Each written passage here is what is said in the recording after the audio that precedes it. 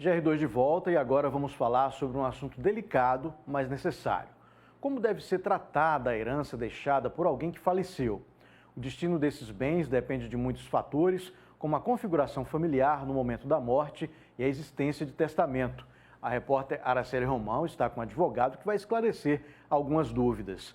Boa noite, Araceli. Boa noite, Clédiston. Boa noite a todos. Ainda tem a questão do inventário, que geralmente traz muita dor de cabeça. Como solucionar isso? Fazendo um planejamento patrimonial e sucessório. Quem vai explicar como é que funciona é o advogado Sandro Patrício. Muito boa noite, Sandro. Explica como é esse planejamento patrimonial.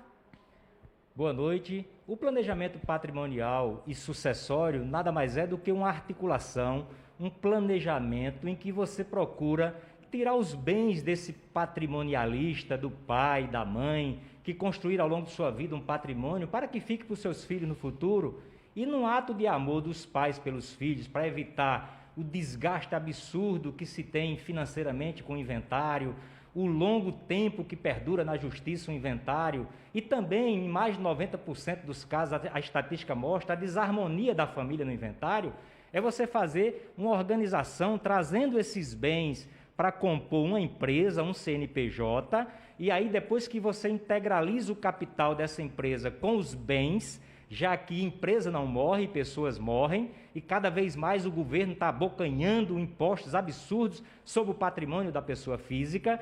Então, na empresa, você traz os seus filhos, os seus futuros herdeiros, para compor o quadro societário desta empresa, e dentro dessa empresa você faz a doação das cotas da empresa. O grande elemento organizador desse sistema é que você vai dar uma proteção para os patriarcas. Se ele for um empresário, se ele for um médico, um profissional liberal que pode ser atingido por uma ação trabalhista, por um problema, ele dessa forma não vai ser atingido na sua pessoa física, porque os bens vão estar numa empresa. E também nós vamos constituir várias cláusulas de proteção que vão permitir que os patriarcas continuem tendo comando, domínio sobre esses bens enquanto vida tiverem. O planejamento é possível fazer, é viável para todas as classes sociais? Existem obrigações, tributos? Bem, esse tipo de empresa que a gente chama de empresa cofre, dentro de um sistema de holding para proteger o patrimônio das famílias, eles são simples, porque a ideia é que não tenha movimentação econômica nessa empresa. Então, essa empresa só tem obrigações que a gente chama de acessórias. Apenas papel, relatórios, tipo um balancete anual, um balanço anual, que tem que apresentar à Receita Federal por um contador. Então, despesa de impostos não tem. É uma empresa, não é do simples, mas é uma empresa simples, no lucro real, no lucro presumido, por exemplo.